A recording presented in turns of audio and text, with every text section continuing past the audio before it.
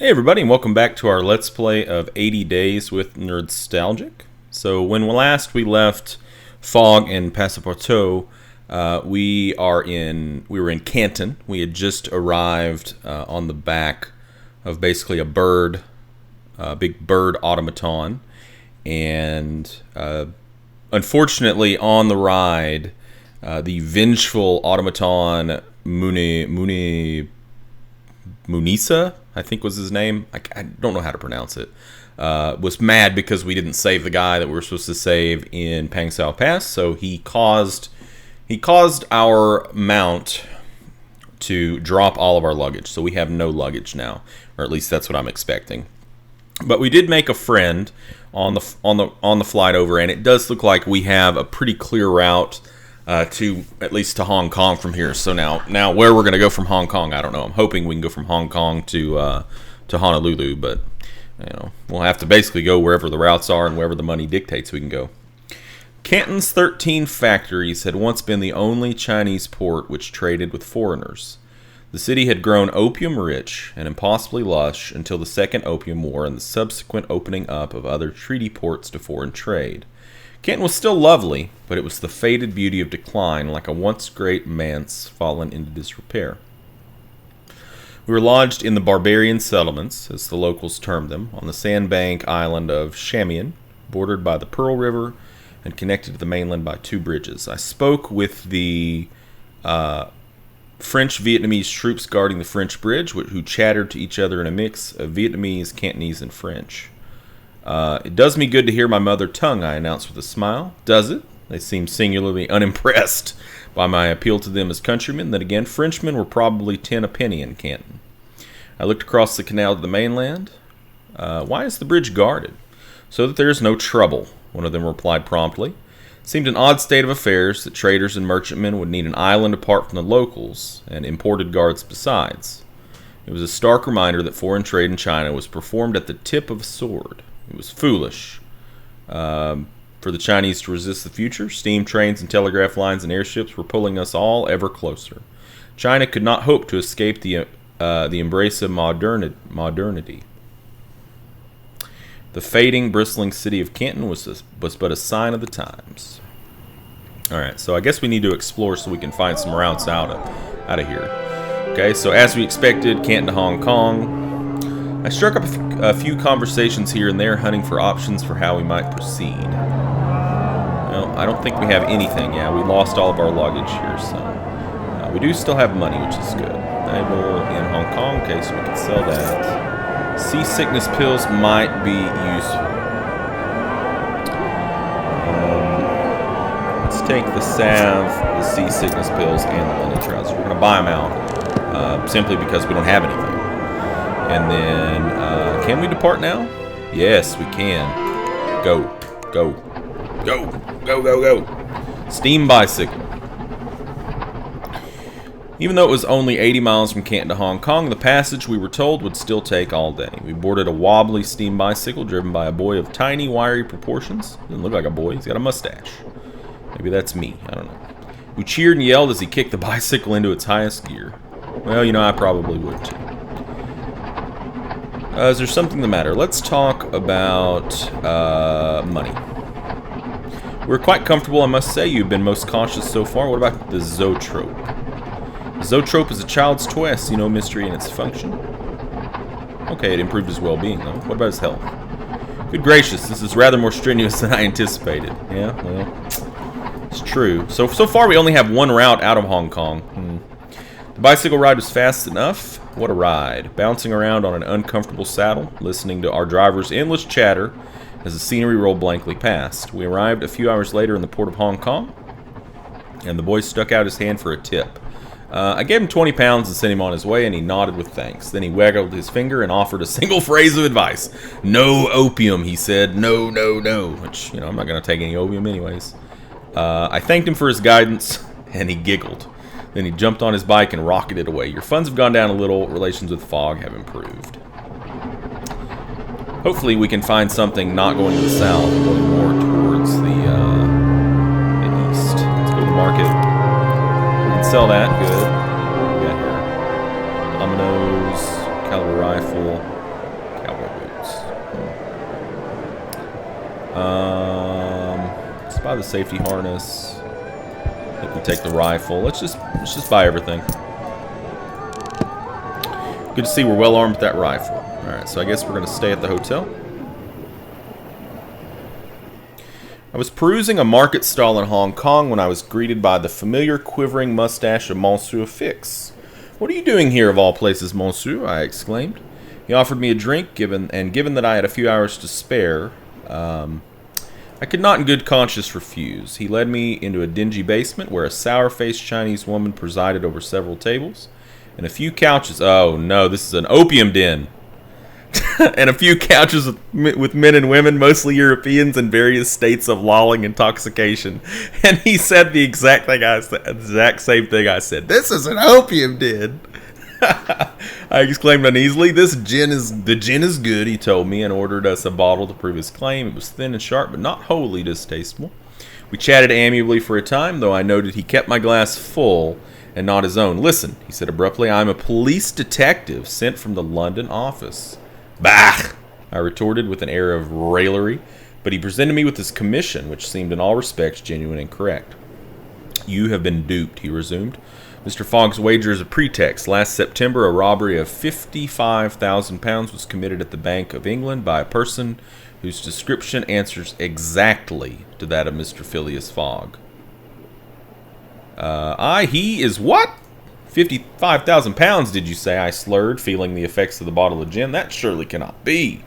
"You know scarcely anything of your master," Fix ground on. "You went into his service the day he departed on this so-called wager, carrying little but a large quantity of banknotes." "He is too gallant to be a thief," I protested. Fix strokes his mustache. "Thieves are frequently gallant," he assured me, "charismatic even." You cannot accuse Monsieur Fogg of charisma," I replied. Fix shrugged. "I have not met him. I only know that the Scotland Yard have sent me out here to capture this Fogg." The detective hissed a breath which fluttered the tips of his oiled mustache. "I could arrest you as his accomplice. "I've done nothing wrong," I protested. "Then you must help me," he replied. Fix pressed a pipe into my hand, and I unthinkingly lifted it to my mouth before dashing it away in horror. "This is an opium pipe," I accused, standing up so abruptly that my chair tipped over. "How dare you, sir?" Fix chuckled hollowly. "I dare because I must at all costs separate you and your master, as you call him." "Then you will fail." Having delivered my dramatic promise, I stalked out of the opium den without a backward glance. The fresh air cleared my senses a little, and I returned with shaky steps to my lodgings. Despite the gin sloshing its way through my body, I felt as sober as a judge, and twice as grim. Well, I guess we have to explore again, huh? Okay, so Hong Kong. This route doesn't look like it's going to be where we're... Oh, Beijing, though. I was loath to leave Monsieur Fogg for any length of time, having so narrowly escaped the clutches of that blackguard Fix. We explored the city from the comfort of a mechanical sedan chair, but my terrible experience dimmed the colors and tarnished the beauty of the streets. I found myself anxious to leave. Alright, well, what can we do? Well, we can go to Beijing. When does that leave?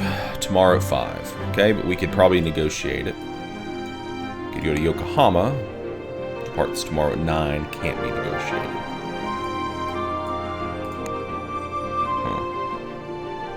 Not going to cost us any health. We can take 2 suitcases. We have anything... Okay, this is valuable in Beijing, but also in Yokohama. I think we go to Yokohama. I don't know. We might be able to get like really nice passage in Beijing. Could go to the bank. Monsieur Fogg looked quite resolved. "We must once again make a demand upon the bank, I fear," he declared. I regarded the bank as we entered. As big as my any London branch, they would no doubt serve us well. You would like to take funds, we were told. It may take a few days. We could get this £1,000, I'm pretty sure, and still make a departure tomorrow. And I think that's what we're gonna do. This leaves tomorrow. Oh, we can't. That if we want to catch the thing to Yokohama, we can't. But we could go to Beijing. I think that's what we do. We're going to take the money and we're going to go to Beijing.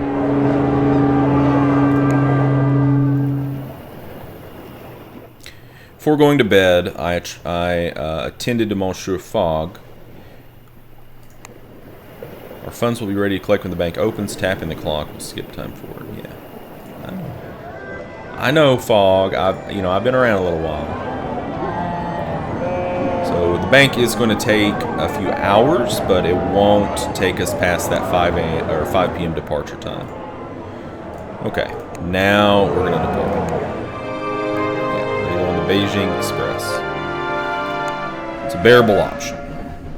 Might be a little bit out of the way, but I'm kind of in hopes that since it's such a big city, maybe we can find some really nice transportation. The train left Hong Kong via tunnel. We rode through an endless dark, and I began to fear I might lose track of our luggage. It was as though we were plowing down into the earth itself. To distract myself, I passed the time tending to my master's state, keeping him comfortable, and he perked up rapidly. I'm in roaring health. Let's tend to Fogg again. We're going to keep him healthy. Got to keep him healthy.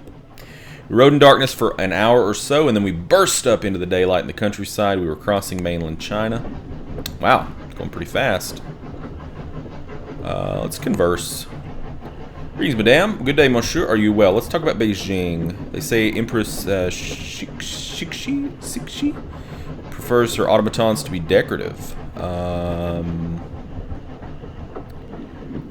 Okay. What about North Korea? I've heard that some buyers will pay well for cowboy boots from Pyongyang. Salt Lake City? I've heard that you can buy revolvers, Salt Lake City. Okay, let's play some dominoes. Let's talk about Beijing again. Beijing Opera is said to be unique marble. Cool. Can we go to Port Moresby? Not possible. What about this? Oh, God. I'm trying to find new routes here. The train rolled on all night and all day, and we were visited only once by a guard who briefly glanced at our tickets and then inquired with unseemly interest as to our true purpose. I talked to him. He was a curious soul, but a genuine, I think. What can I tell you that you might want to know, he remarked. Perhaps that you could buy amethysts in Yokohama that you can sell for profit in Hong Kong. Well, it's kind of going backwards. With that, he slipped away. Hours passed in dusty silence before we reached Beijing. I don't think we want to go backwards. Well, we could sell the rifle. Let's get the specific timetable and Stetson head. We have the complete set of the American wardrobe. Nice. Okay, so we've found some routes from Manila to, is this to Honolulu? Is it to Honolulu? Uh-oh. It is. Where's this going? Holy shit, that goes all the way to San Fran. Well, well. Oh, more routes. Okay, Pyongyang to Yokohama. Okay, so we need to get to Yokohama. Oh, man. I thought we could get there from Beijing.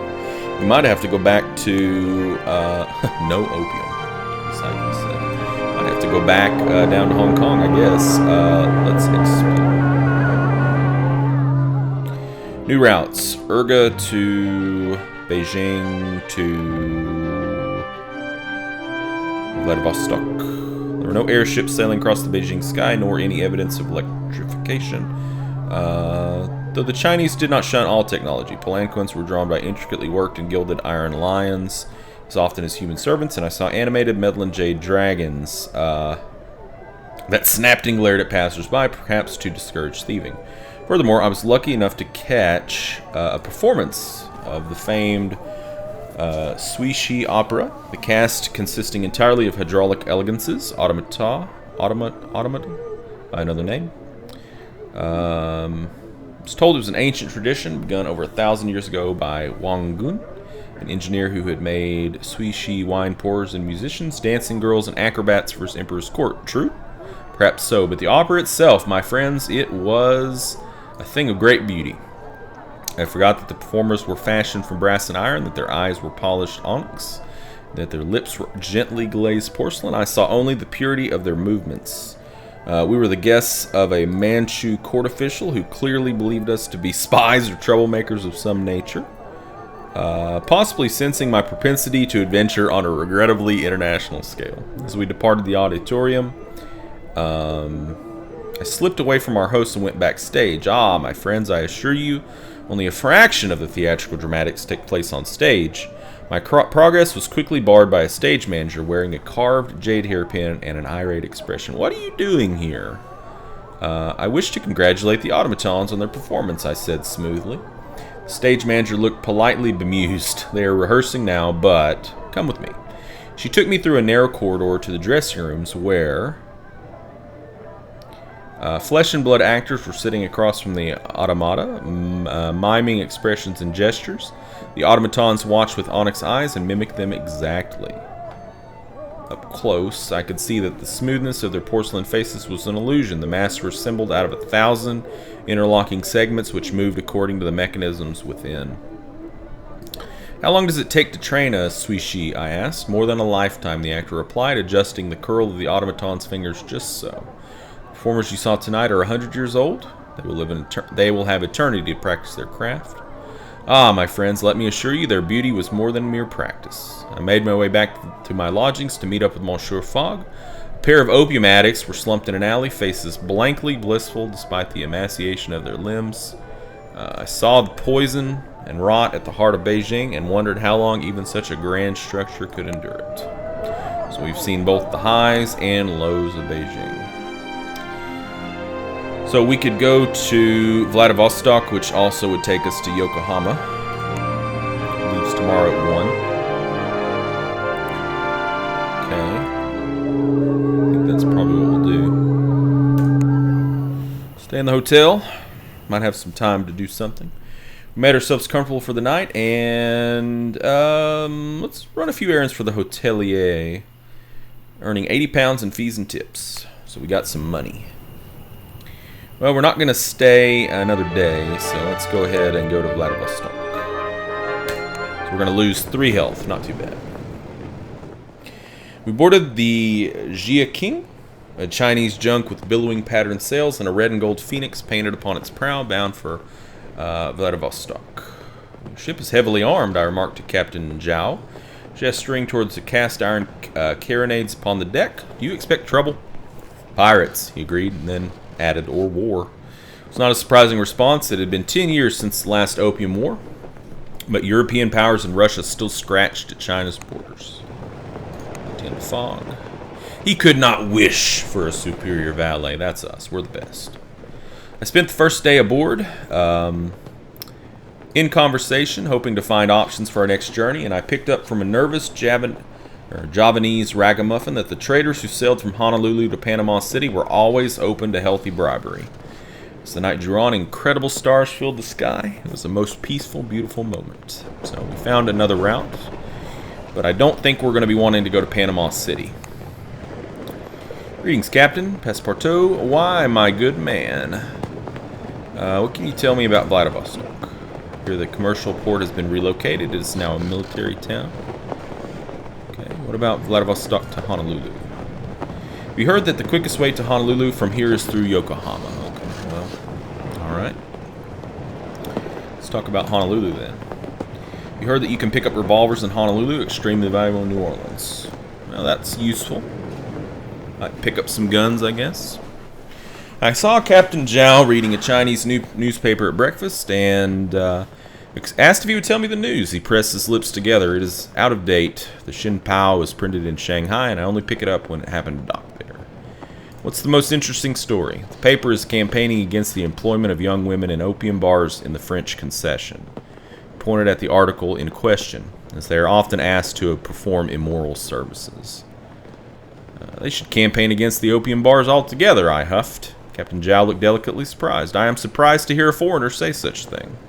I spent a stimulating afternoon in discussion with Captain Zhao as the wind filled our fully battened sails and sped us on our way to Vladivostok. So overall, not a bad trip. Got, what, 26 days left? Jia King had to dart between the busy junks filling the harbor to find a space to dock. I found Vladivostok to be quite intimidatingly martial, especially after the elegance and beauty of Beijing. Still, there was nothing for it. I hurried after my master into the city. No departures today, so we should explore. I agree. Let's take a look at the market. Oil paints, valuable in Batavia, San Pedro, and Hong Kong. We're not going back there. Knitted gloves. I don't think we're going to be going anywhere cold. Traveling Coke, railway cap. We might be doing some railway travel in the United States, I figure. Is there anything we can sell here? I don't think so. Let's rearrange a little bit, and I want to get the traveling cloak. Alright, let's explore. So Vladivostok to Pyongyang, okay. The military port of Vladivostok looked out over the calm black water of the Sea of Japan and was populated largely by sailors of the Far East Fleet and a mix of Chinese, Korean, and Russian residents. I was curious about the foreign residents and managed to chance upon Du Feng, a talkative Chinese merchant who spoke a remarkable array of languages, including French. "We are not foreigners," he exclaimed. "Good sir, my family has lived in," wow, that's a mouthful, "Hashinwai for many generations." "Hashin what?" I stammered, and as he snorted with laughter. "Oh, forget it." I crossed my arms grumpily. "Most foreigners have this trouble," he said neutrally, and I was rather abashed. Hashinwai means sea cucumber cliffs. It is the Chinese name for this city of Vladivostok, though once it was called Yangmingcheng, City of Eternal Light. The earlier name is more evocative, I opined, and Feng agreed. "Yes, my friend, much is lost with time." The hour was getting late by the time I made it back to my hotel, but my adventure here was far from over. An imposing Imperial Army officer accosted me in reception and subjected me to a thorough search. I gave no objection, and he studiously went through our cases and my pockets, although of course he found nothing seditious. "Vladivostok is a closed port," he declared. "You will be held while a decision is taken in your case." I pleaded with him, but I may as well have begged the thunder not to roll. Holy crap, the time that just passed. And so it was that we came to spend 4 nights in a Russian military jail, not an experience I would recommend, even for the hardiest of travelers. When we were finally released, it was without much discussion. We were pointed to the docks and told to leave, and quickly. Well, that sucks. Alright. So we need to go to Yokohama. Depart at 3 p.m. today. Get me out of here. Get me out of here. This place. We avoided the Russian military ships and instead took passage on a Korean vessel crewed by a mix of Koreans, Mongolians, and Siberians who regarded Monsieur Fogg with grave curiosity. I considered charging £1 for a look at him. I might have made £20. They continued to goggle at my master in mild disbelief till he retreated below deck with the slightest of furrows etching his brow. Okay, greetings, mademoiselle. Good day, Frenchman. What can you tell me about Yokohama? It's a traveling circus. What can you tell me about Yokohama to Honolulu? Wish I knew, but you can pick up buffalo hides in Honolulu, extremely valuable in Omaha. So we know 2 things now. We know that we can get guns in Honolulu, buffalo hides. It just depends on which route we want to take. What can you tell me about Honolulu? Wax cylinders with music in Honolulu that you can sell in Atlanta. Interesting. Let's play some dominoes. Tell me about Yokohama. You asked too much of me. What about San Pedro? I don't know, but some buyers will pay for Stetson hats from San Pedro. Now tell me, I've learned to tie my own shoelaces. What? Excellent. You think I'm young and silly, I understand. Yeah, I kind of do. You heard that you can obtain hand-woven rugs in Kabul that will sell for a fortune in Chittagong. That's the other direction. Port Moresby. Oh no, I've forgotten. I'm so sorry. Well, I'm glad she learned how to tie her own shoes. Fantastic. For the first day aboard, we kept ourselves mostly to ourselves. The crew seemed busy with their tasks, and I was happy to have fewer of those myself. Monsieur Fogg was his usual impervious self, however, and made his calculations and read his newspaper. Meanwhile, the boat steamed on. Where is he getting the newspaper at? Where is this coming from? He's getting low on health. Game of dominoes, how enjoyable. I'm glad you like it. One of the cabin girls, Elena, spoke good English and was attached to us as a translator, though she created as much conversation as she explicated. Do you know my parents? I doubt it, since I only just met you, Elena nodded. My father was a Russian officer, maybe, I think, and Mama comes from a famous Cossack family. They're all soldiers.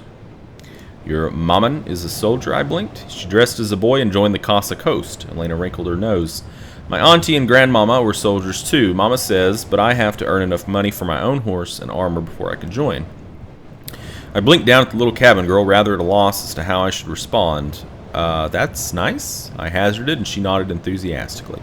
Mama runs the boiler room, and all the sailors are frightened of her, she told me rather wistfully. One day I will be like her. Elena made a mock fierce face, and I pretended to quake in terror until we both began laughing uproariously. I would like to meet her, I said, and Elena giggled with delight. I will ask, she replied.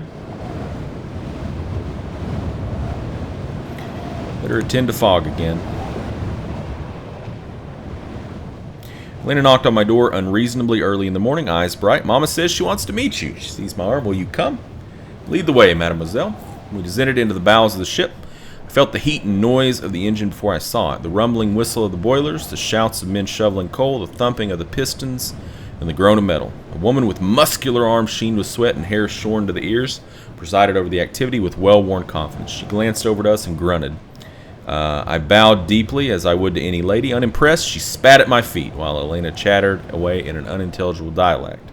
The formidable woman regarded her daughter with a certain detachment which masked deep adoration. The girl bloomed underneath her mama's merest glance. We took our leave soon after, and Elena smiled at me radiantly. Isn't she wonderful? She breathed, and I nodded enthusiastically, and Elena bestowed another bright smile upon me. Day 60, Monsieur Fogg murmured that night in his sleep, and we are not even yet halfway. I share your trepidation, Monsieur Fogg. I share your trepidation. Elena laughed as I hung over the ship's rail to get a better view of Yokohama as we neared the port. She gave me a hug goodbye, which surprised me, though her mother watched me with hard eyes throughout our exchange. We weighed anchor as the sun set. It lit the foreign flags in the harbor with bright fire as it dipped below the horizon. So we're now in Japan. The Stetson hat could earn us well here. Well, I say, let's sell it. Amethyst, plastic wallet, monkey wrench. Let's buy the monkey wrench. I suppose let's explore, see if we can find anything interesting. It's hard to believe that Yokohama had only relatively recently opened to foreigners. There was an entire foreigners district not far from the waterfront, where it was as common to hear Chinese or Russian as Japanese. There was a melding of cultures and clothing styles. Russians arrayed in their rich colors, hoop-skirted British ladies, lately of Bengal or Singapore. Americans who had adopted the coat-like haori over their shirts and trousers. I noticed a Japanese man watching the scene with a look of intense concentration and scribbling in a sketchbook. What are you doing?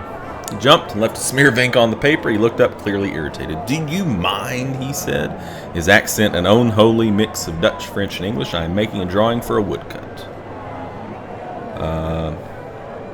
Skirts aren't that voluminous, I commented, and he sniffed in a front. Though, I admitted hastily, you have drawn them well.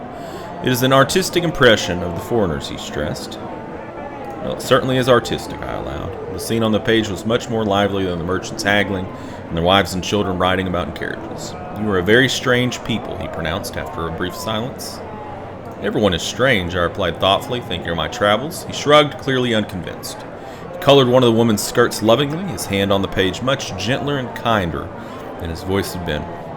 Finally, he thrust the paper in my direction, assuring me that it was only a preliminary sketch. I accepted gracefully, charmed that he had chosen to bestow a gift upon a near stranger. I stored it carefully. It was a fine souvenir of Yokohama. The Yokohama sketch should fetch a good price in San Pedro. Well, we're not going that direction, hopefully. Alright, so we can go to San Francisco. It's going to cost us 4,000 pounds. Did you guys hear that? 4,000 pounds. But I think we got to take it. We got to take it. And we're going to have to get some money. Alright, so this video has ran on a little bit long. I would like to keep playing. I am intrigued. I definitely think we're not going to make it around the world in 80 days, but it's been very, very entertaining. So, if you're watching this video and you would be interested in seeing another Let's Play of this, feel free to give me a comment down below the video. And because I'm kind of waffling on it, like, I don't know if I want to do another Let's Play series of this, but if people are interested, I'm certainly open to the idea. It's fun, but I'm not sure that it makes for a really interesting Let's Play for you guys. So basically, I'm going to leave it up to you. If you guys want to see it, I'll do it. If you don't want to see it, I'll move on and do something else. So, thank you guys for joining me, and I'll see you in the next video. Hey everybody, and welcome back to our Let's Play of 80 Days with Nerdstalgic. So, we've only got 19 days left, and we're currently in Yokohama. So we're pretty obviously not going to make it. Well, actually, we just left via ship, I think, to San Francisco across the Pacific. So I think we're not going to make it. But we had to pay a lot of money for it too. But anyways, it'll probably be pretty interesting to see what happens. So we'll go ahead and play it out. Probably only got a few more episodes of this left.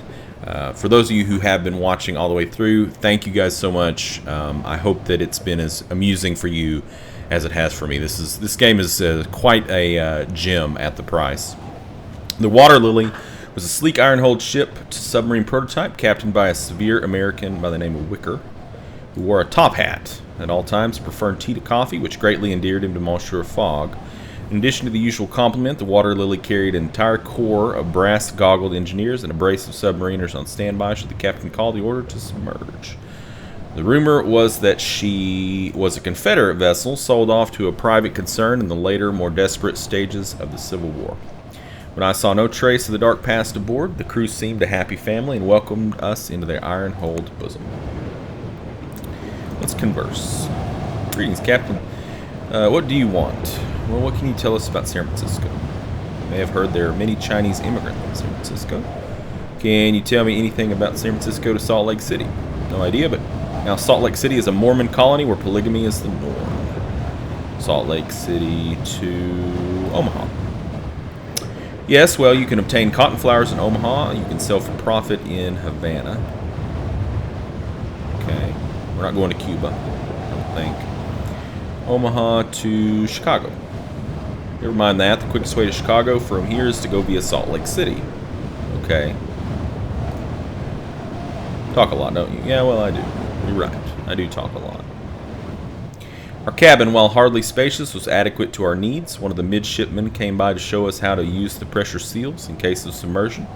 But in all other aspects, I looked forward to a peaceful steamship ocean crossing. I was not to be so lucky. Of course! Of course. Alright, well, I guess let's attend to fog. Salty air blew cool and sharp against my face as I opened the door onto the top deck.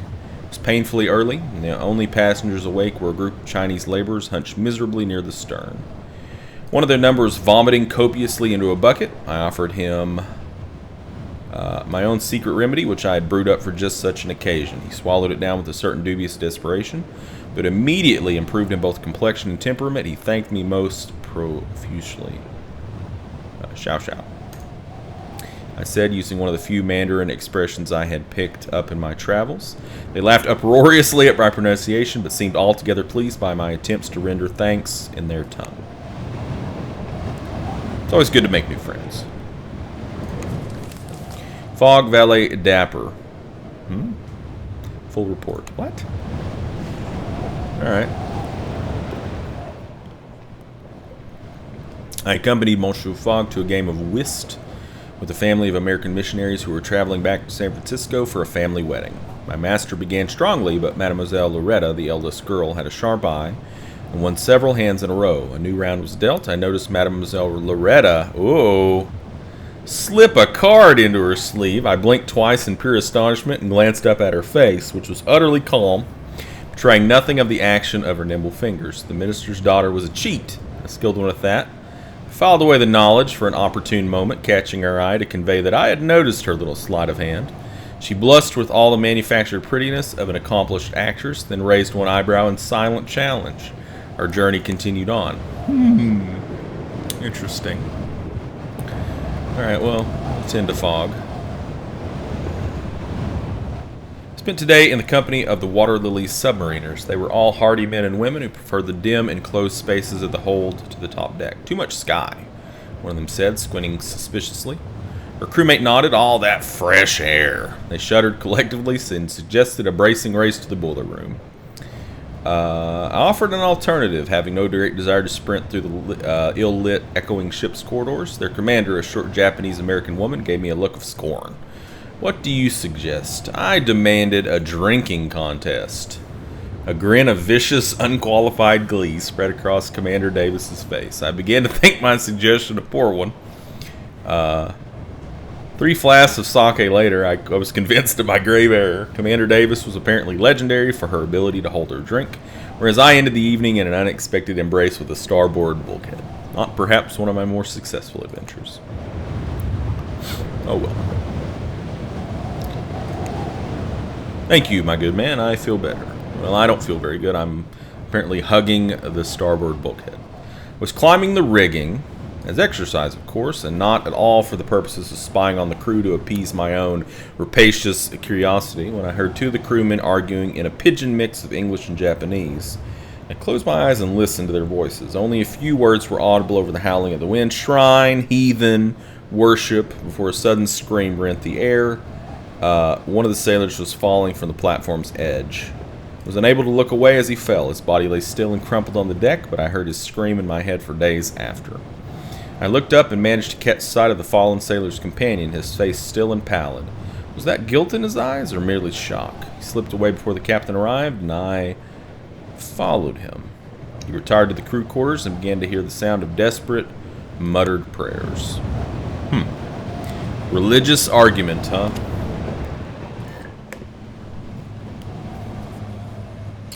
Water Lily's crew held a funeral for the dead sailor. I was not specifically invited, but felt a sense of responsibility, having witnessed the man's fatal plunge. Captain Wicker led the Christian service with customary grimness. I was surprised by the absence of the sailor's companion, who had been arguing with him just before his fall. Yet he was not the only one missing from the funeral. Oddly, only half of the crew had come to pay their respects. I asked my neighbor about this breach of custom, and she narrowed her eyes. Joseph was a convert. She told me defiantly the captain taught him to read the Bible himself. The rest of the crew are heathens. They stay away from our godly ceremonies. Let's converse. Who is this? Oh, it's the mademoiselle. Why, hello. Hello there, lady. What can you tell me about San Francisco? See, San Francisco is one of the most advanced American cities. What about San Francisco to Salt Lake City? You mentioned trains. I've been told you can get to Ottawa from Winnipeg aboard the Canadian Pacific Railway. Let's play some dollars. What can you tell me about Salt Lake City? My friend used to talk about the rail cart from Salt Lake City to Albuquerque. It's kind of going south, isn't it? But we do know some routes through Albuquerque. What can you tell me about Albuquerque? Really, I couldn't talk to you anything about it, but tell me, I think I will marry a Frenchman. Really? Oh, any will do, so long as they have the vowels. Okay. I'm curious as to more about San Francisco. San Francisco was a Spanish town not so long ago. Can we go to Las Vegas? You'd do better looking for El Dorado itself, I think. What about...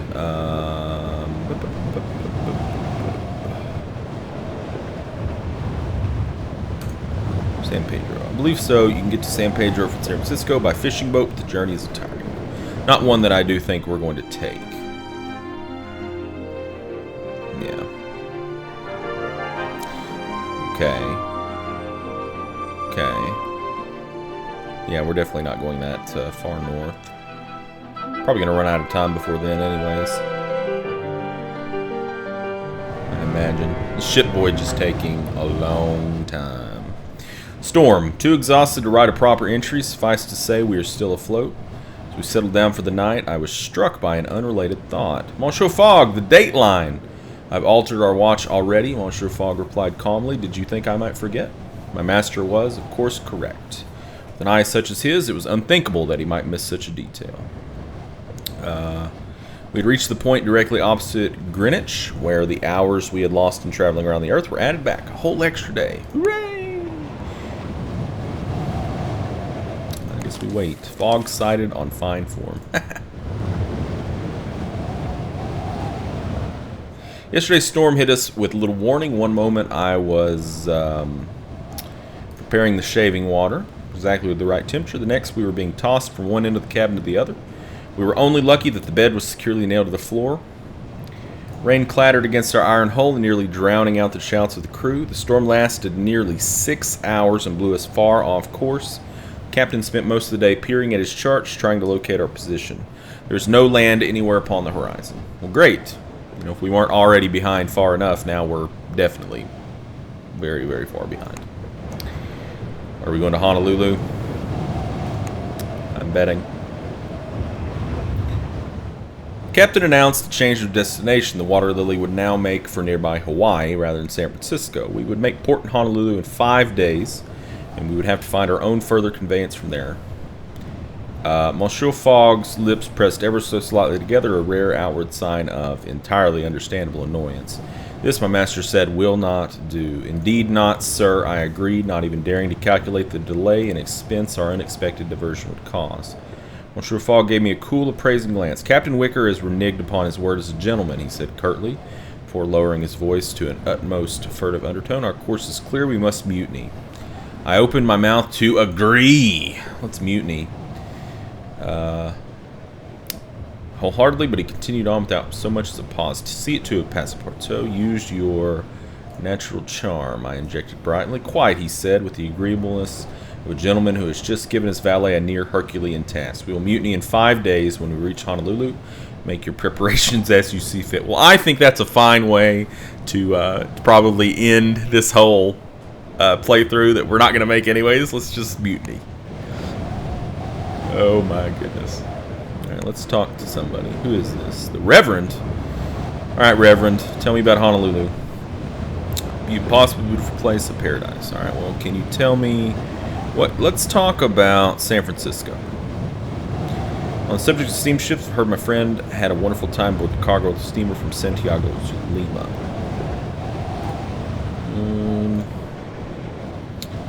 Let's talk about... Let's play some dominoes. Tell me about San Francisco. He's not going to talk about that. Can you tell me about Salt Lake City? All I know is this. Salt Lake City is fast becoming a transport hub. Can you tell me about Omaha? You mentioned trains. I've been told Chicago can be reached from Atlanta aboard the Western and Atlantic Railroad. I don't know that we're going to be going to Chicago, but tell me more about Chicago. Say the people of Chicago are moving their houses around on steamrollers. But tell me, would you believe it, I introduced my daughter to cards to occupy her mind. Indeed, she's rather too occupied by them now, I fear. Tell me about Omaha. For instance, you can obtain wax cylinders inscribed with music. In Omaha, you can sell for profit. But Atlanta is connected to Miami by road. Atlanta to Marrakesh, really? Here's something I do know. Jama El Fna is one of the busiest market squares in Africa.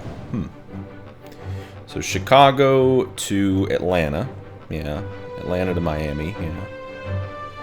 Lima to a place we're never going to go. At least not in this playthrough. Santiago. Probably down in Chile.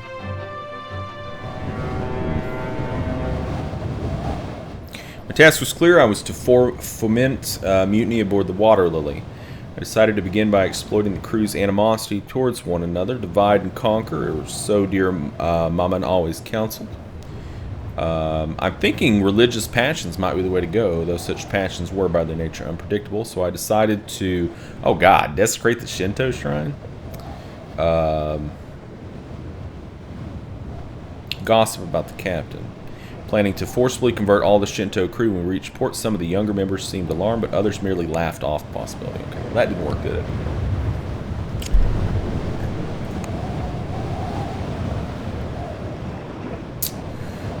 Tell me about Honolulu. Okay. Talk about San Francisco.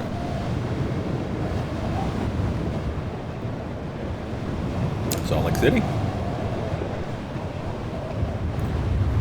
Salt Lake and San... You can go from Salt Lake City to San Pedro? That's pretty crazy.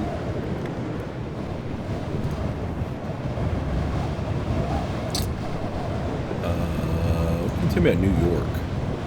Cowboy boots. We have cowboy boots.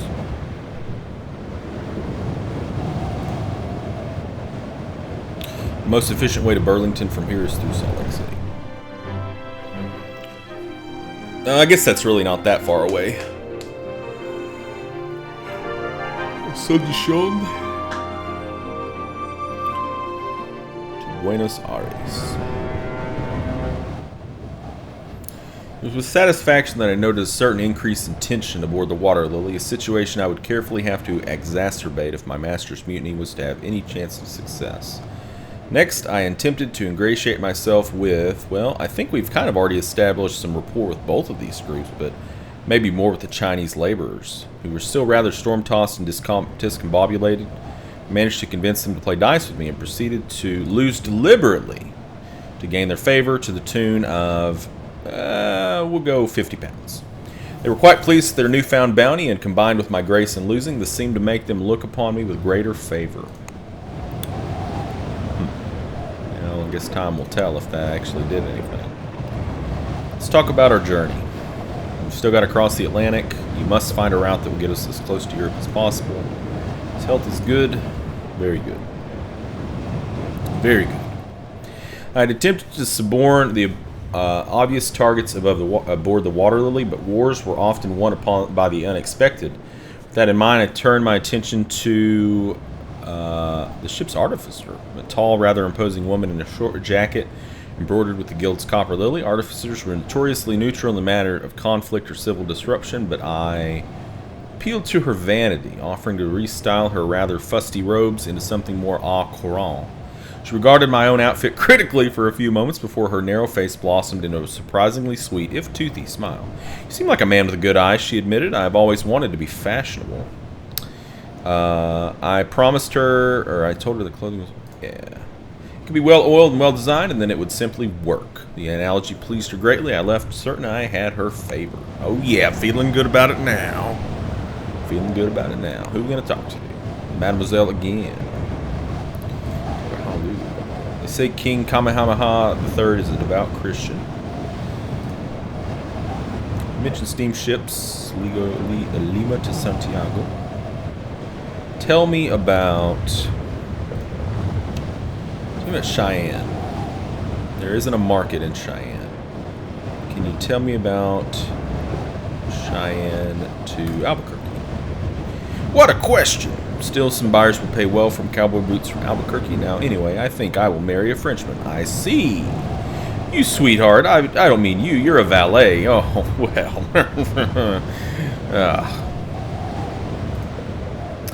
How would I know? Only merchants in Havana will pay very well indeed for cotton flowers from Havana.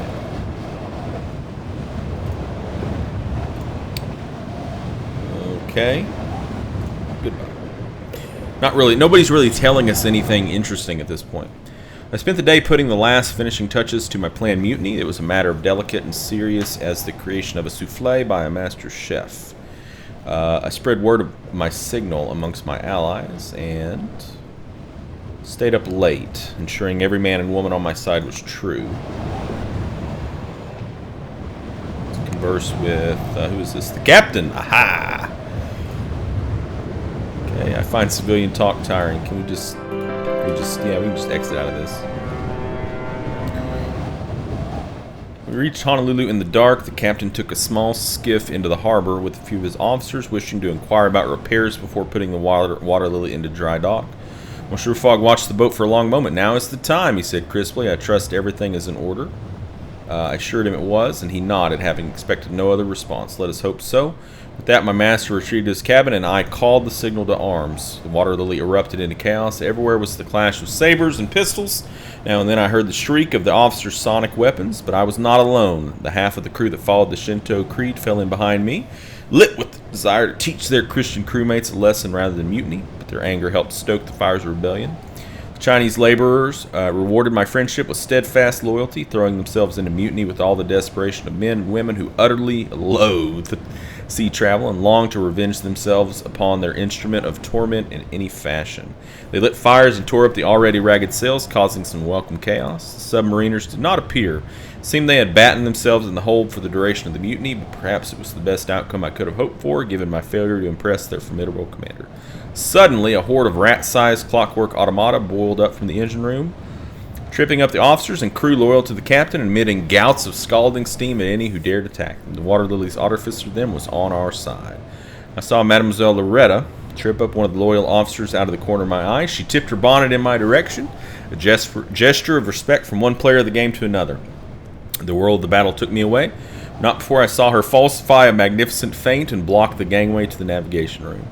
By noon, it was clear how the day would end. The mutineers raised a ragged cheer of victory. I myself had ended up with a debonair scratch upon the cheek and had somehow come to be in possession of a brace of pistols and 3 sabers. By the time the captain and the officers returned, we had complete control of the ship. They were quickly trussed up and thrown into the brig for safekeeping. Monsieur Fogg emerged, surveying the scene of a recent battle with calm eye. "Well done," he said, with a classic gentlemanly understatement. Still, it was well done, and more if I do say so myself. Relations have strengthened.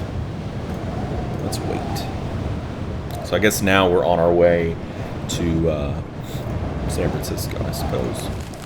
Rumblings intensify of a Russo-Japanese war. Alright, I think that's a pretty good place for us to go ahead and stop our video. We're only 6 days away from 80 days. We're obviously not going to make it, but I am going to finish the playthrough until the game stops. The mutiny was certainly interesting and fun. So, thank you guys for joining me, and I'll see you in the next video. Game on.